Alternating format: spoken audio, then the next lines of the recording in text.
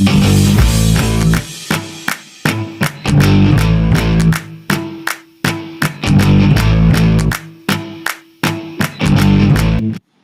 વિદ્યાર્થી મિત્રો, હવે આજે આપણે ચર્ચા કરીશું પ્રકાશીય ઉપકરણોની વિભેદન શક્તિ જે ચેપ્ટર છે એમાં શોર્ટ ક્વેશ્ચન પરીક્ષામાં જે પૂછાઈ શકે એવા શોર્ટ ક્વેશ્ચનની આપણે ચર્ચા કરીશું. તો પહેલો ક્વેશ્ચન છે વિભેદન એટલે શું? તો છે બે નજીકતમ રહેલી વસ્તુઓને સ્પષ્ટ રીતે અલગ જોવાની રીત કે ઘટનાને આપણે વિભેદન કહેવાય છે. તો સમજીએ. સપોઝ ઉદાહરણ લઈએ કે દૂર કોઈ બે સ્ટાર છે અને એક જ ડાયરેક્શનમાં છે સપોઝ, અને બંનેની ઇન્ટેન્સિટી એવી છે કે આપણે દૂરથી જોઈશું બંનેને અલગ જોઈ શકીશું નહીં. સપોઝ આ બે વસ્તુ છે તો બંનેને અલગ જોવાની જે કહેવાય વિભેદન. બરાબર, તો પહેલો વિભેદન છે. એના પછી વિભેદન શક્તિ એટલે શું? તો બે નજીકતમ રહેલી વસ્તુઓના સ્પષ્ટ અલગ પ્રતિબિંબ રચી શકવાની પ્રકાશીય ઉપકરણની ક્ષમતાને તેની વિભેદન શક્તિ કહેવામાં આવે છે. એટલે સપોઝ આપણે આ બે વસ્તુ તરીકે સ્ટાર લીધા છે. હવે પ્રકાશીય ઉપકરણ એટલે શું લઈ શકાય? તો સપોઝ આપણે ટેલિસ્કોપ લઈએ છીએ. ટેલિસ્કોપની મદદથી આ બંનેને આપણે છૂટા જોવાના છે, મીન્સ કે અલગ અલગ જોવાના છે. તો આ ટેલિસ્કોપની મદદથી આપણે બંનેને અલગ જોઈશું. તો આ જે અલગ જોવાની જે ક્ષમતા છે, બંને છૂટા જોવાની જે ક્ષમતા છે, એને કહેવાય વિભેદન શક્તિ. એના પછી થર્ડ શોર્ટ ક્વેશ્ચન છે ભૌમિતીય વિભેદન એટલે શું?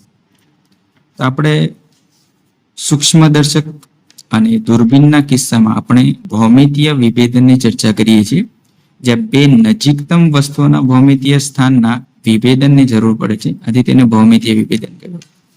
જો જ્યારે પણ આપણે ટેલિસ્કોપથી સપોઝ ઓબ્ઝર્વ કરતા હોય અથવા તો સૂક્ષ્મદર્શક યંત્રથી ઓબ્ઝર્વ કરતા હોય, તો કોઈ પણ બે વસ્તુ હોય, બે વસ્તુનું બંને વચ્ચેનું ભૌમિતીય અંતરની જરૂર પડે છે આપણે, એટલા માટે એને કહેવાય ભૌમિતીય વિભેદન.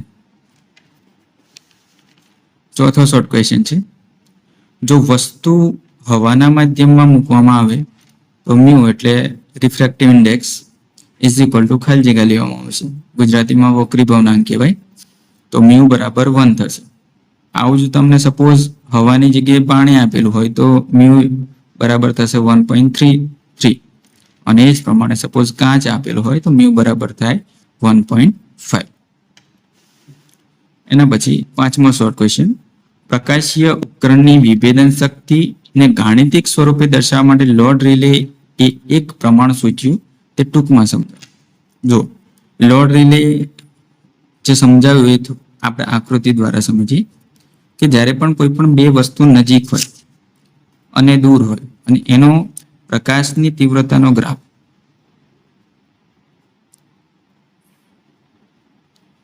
આપણે પ્લોટ કરીએ ને તો આ પ્રમાણે મળે આપણને. આ જે દેખાય છે એ પ્રમાણે. બરાબર, આ બે વસ્તુ માટે, સપોઝ આ એ વસ્તુ માટે છે, આ બી વસ્તુ માટે છે. હવે સેન્ટર છે, સેન્ટરમાં મધ્યમાં આપણે મધ્ય કહીશું સપોઝ, તો આ મહત્તમ વેલ્યુ મળે છે, ઇન્ટેન્સિટી મહત્તમ મળે છે, તો આને કહીએ મધ્યસ્થ મહત્તમ. શું કહેવાય? મધ્યસ્થ મહત્તમ.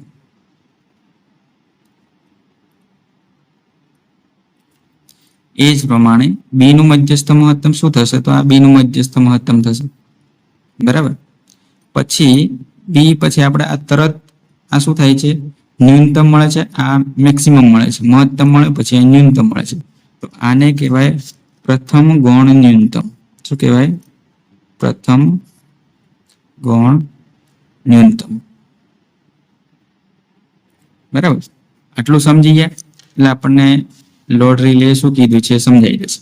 તો રિલેના મત મુજબ અત્યંત નજીકતમ વસ્તુઓ કે તેમના પ્રતિબિંબને સ્પષ્ટ રૂપે અલગ જોવા માટે, એટલે કોઈ પણ બે વસ્તુઓ છે અને બંનેને આપણે અલગ જોવી છે, તો એના માટે એકનું મધ્યસ્થ મહત્તમ, એટલે આ એકનું મધ્યસ્થ મહત્તમ અન્યના પ્રથમ ગૌણ ન્યૂનતમ પર આપાત થવું જોઈએ.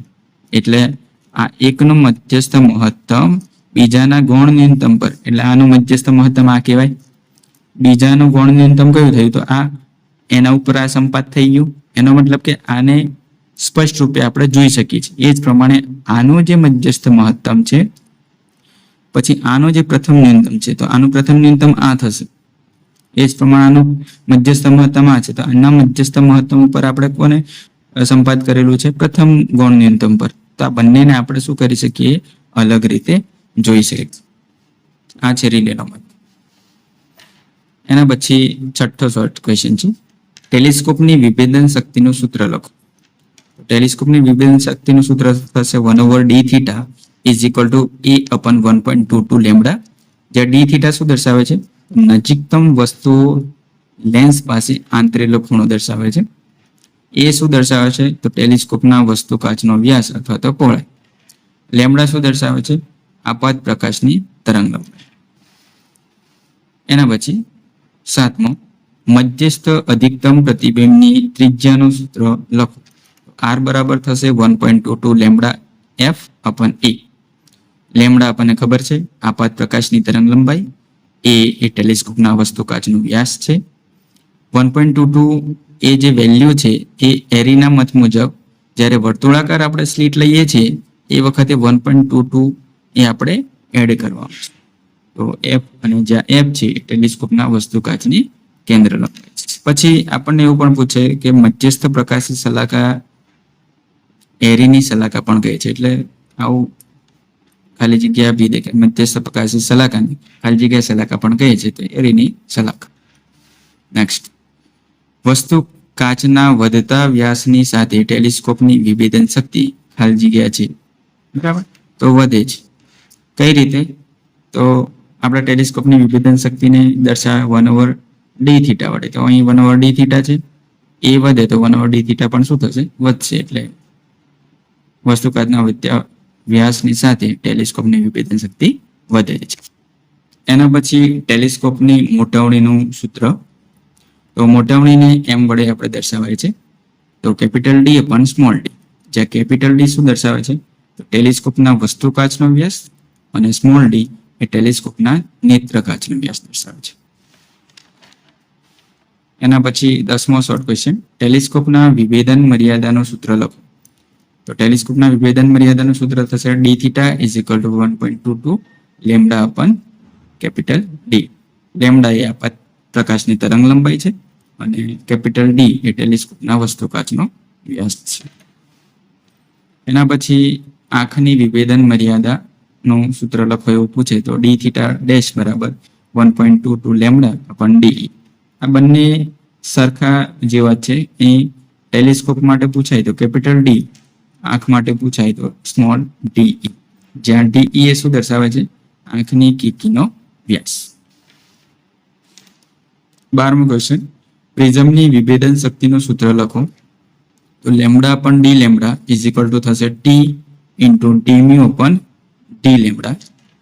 જ્યાં લેમ્ડા અપન d લેમ્ડા પદ એ પ્રિઝમની વિભેદન શક્તિ રજૂ કરે છે, જે તરંગ લંબાઈ લેમ્ડા અને તેને અનુરૂપ સૂક્ષ્મ ફેરફાર d લેમ્ડાના ગુણોત્તરના સ્વરૂપમાં વ્યાખ્યાયિત કરવામાં આવે છે. એટલે લેમ્ડા પણ d લેમ્ડા ને શું કહેવાય? પ્રિઝમની વિભેદન શક્તિ. એના પછી 13મો છે, પ્રિઝમની વિભેદન શક્તિ કોના પર આધાર રાખે છે? બરાબર, અથવા તો કોના સમપ્રમાણમાં છે એવું પણ તમને પૂછે. તો પ્રિઝમની બેઠકની લંબાઈ. પ્રિઝમની બેઠકની લંબાઈ એટલે આ પ્રિઝમ છે, આ જે લંબાઈ થઈ ને એને કહેવાય પ્રિઝમની બેઠકની લંબાઈ. સપોઝ આ ટી છે, આપણે ટી વેક્ટર છે. એના પછી કોઈ ચોક્કસ દ્રવ્યના તરંગ લંબાઈને સાપેક્ષે વક્રી ભવનાંકમાં થતો ફેરફાર. એટલે આપણે આ ઇક્વેશન જોયું હતું ને કે કોઈ ચોક્કસ તરંગ લંબાઈ છે તો તરંગ લંબાઈની સાપેક્ષે મ્યુમાં કેટલો ફેરફાર થાય છે, તો એના ઉપર પણ ડિપેન્ડન્ટ છે.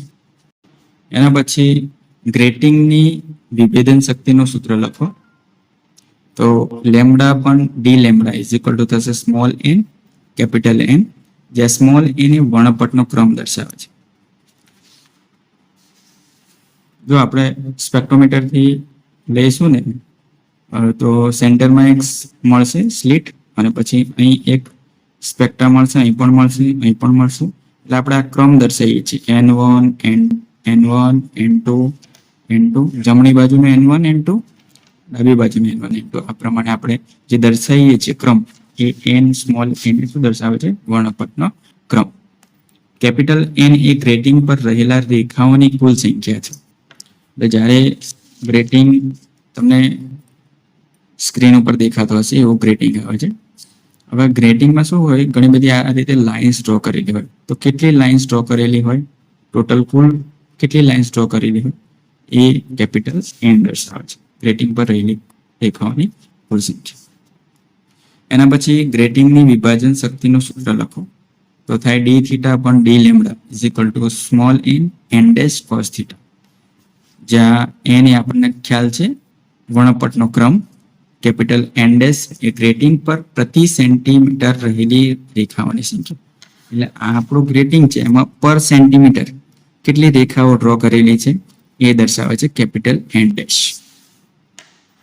એના પછી લાસ્ટ ક્વેશ્ચન છે ગ્રેટિંગની વિભાજન શક્તિ અને વિભેદન શક્તિ વચ્ચેનો તફાવત લખો. તો વિભાજન શક્તિ એટલે શું? તો વર્ણપટ રેખાઓ વચ્ચેનું અંતર સૂચવે છે. સપોઝ આ બે વર્ણપટ છે, કોઈ પણ બે વચ્ચેનું અંતર છે એ વિભાજન શક્તિ. અને વિભેદન શક્તિ એટલે નજીકતમ વર્ણપટ રેખાઓને સ્પષ્ટ રૂપે ભિન્ન જોઈ શકવાની ઉપકરણની ક્ષમતા દર્શાવે છે. એટલે સપોઝ એકદમ નજીક હોય બંને આપણી સ્પેક્ટ્રલ લાઇન અને બંનેને આપણે અલગ જોવી છે, તો બંનેને અલગ જોઈ શકવાની જે ક્ષમતા છે ઉપકરણ વડે એને કહેવાય વિભેદન શક્તિ.